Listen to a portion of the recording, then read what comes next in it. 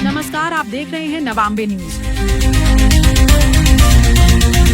जबलपुर की बरगी बांध से बेहद दर्दनाक खबर सामने आई, जहां पर्यटक क्रूज हादसे ने पूरे प्रदेश को झकझोर कर रख दिया है। हादसे को लेकर मंत्री राकेश सिंह ने बताया कि खराब मौसम, अंधेरा और गहरी जल राशि के कारण रेस्क्यू में काफी कठिनाई आई। मंत्री धर्मेंद्र सिंह लोधी ने घटना को हृदयविदारक बताते हुए कहा कि इस गंभीर जांच की जाएगी ताकि भविष्य में घटना रोकी जा सके। इधर बीजेपी सांसद आशीष दुबे ने भी घटना पर गहरा दुख जताते हुए कहा कि बताया कि रात से राहत बचाव कार्य जारी है। अब एनडीआरएफ की टीम पहुंची है, अभियान तेज कर दिया है।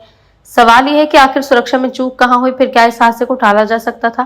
फिलहाल पूरा प्रदेश पीड़ितों के साथ है और हर अपडेट पर हमारी नजर है। कल शाम को हमें 6:30 बजे CSP Bargi police control room द्वारा सूचना दी गई कि बरगी डैम में क्रूज जो है डूब रहा है। सूचना प्राप्त होती ही एसडीआरएफ और होमगार्ड की टीम तत्काल घटनास्थल पर पहुंची। यहाँ पर आकर हमने देखा अंधेरा हो चुका था और बारिश की भी परिस्थितियां थी।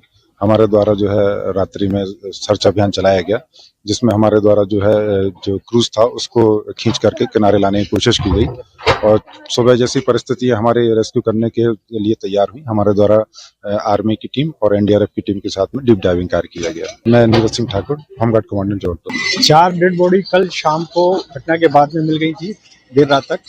उसके बाद आज जब आर्मी की टीम आई है और उन्होंने डाइविंग की है तो उन्होंने क्रूज के अंदर से 5 डेड बॉडी आज रिकवर की है और अभी कुछ डेड बॉडीज अंदर हैं। एग्जैक्ट नंबर अभी उनको मतलब विजिबिलिटी का नहीं पता चल रहा है, लेकिन वो लगातार डाइविंग करके उसके एफर्ट्स कर रहे हैं। कौन कौन सी कंपनियां हैं जो सर काम कर रही हैं? यहाँ पे देखिए, जो इसमें क्रूज के पास में जो रेस्क्यू वाला काम है उसमें 3 एजेंसीज मेन है, जिसमें कि आर्मी है, एनडीआरएफ है, एसडीआरएफ है। इसके अलावा जो बाकी आप ये देख रहे हैं जो इंजीनियरिंग वर्क्स रिलेटेड है, जिसमें ये रैम बन रहा है, इसमें वाटर रिसोर्स डिपार्टमेंट है, पब्लिक वर्क्स डिपार्टमेंट है और जो यहाँ पे ये बगल में आपके ये जो काम चल रहा है इसका वाटर प्लांट का, उसकी जो कंस्ट्रक्शन एजेंसी है वो इन्वॉल्व। अभी तक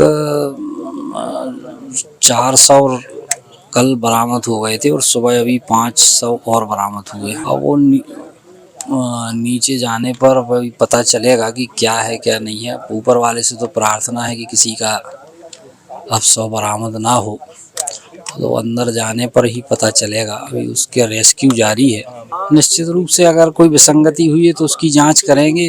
वैसे क्रूज में लाइफ जैकेट पहनने का प्रावधान तो रहता है, लाइफ जैकेट भी रहती है और जितने 100 निकल रहे हैं सब लाइफ जैकेट पहने ही निकले हैं। तो अगर ये विसंगति हुई है तो उस पर जांच करेंगे और अगर जो दोषी लोग होंगे उन पर कठोर से कठोर कार्रवाई करने का काम हम करेंगे। एनडीआरएफ के आने के बाद और सुबह का उजाला फैलने के बाद अब जल्दी ही इस निर्णय पर पहुंच सकते हैं कि अंदर वास्तव में क्रूज के अंदर कुछ लोग हैं या नहीं है। अगर हैं तो फिर क्रूज को किस तरह से सीधा किया जाए और अगर नहीं है तो अगला कदम क्या हो। कुल मिलाकर इस दुखद घटना का अंत अब इस क्रूज के सीधे होने के साथ ही हो जाएगा। इसके बाद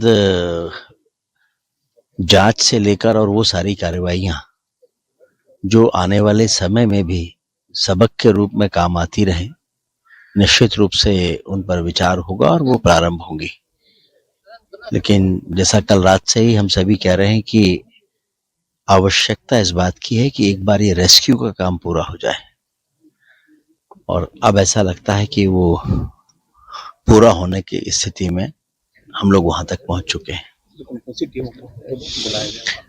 इसमें देखिए, जिला प्रशासन के लोग तो थे ही, पुलिस के अधिकारी भी, कर्मचारी भी, पुलिस के अधिकारी, जवान सभी हैं। फिर एसडीआरएफ की टीम पूरी रात से लगी रही है। एनडीआरएफ की टीम भी सुबह 4 बजे आ गई है, उसने भी मोर्चा संभाल लिया है। निश्चित रूप से दुखद घटना है कल जो यहाँ घटित हुआ है, ये कहीं ना कहीं हमको द्रवित कर रहा है और रेस्क्यू ऑपरेशन कल रात से ही पूरी रात यहाँ चला है और अभी सुबह से भी एनडीआरएफ भी आ गई और उसके बाद से चल रहा है।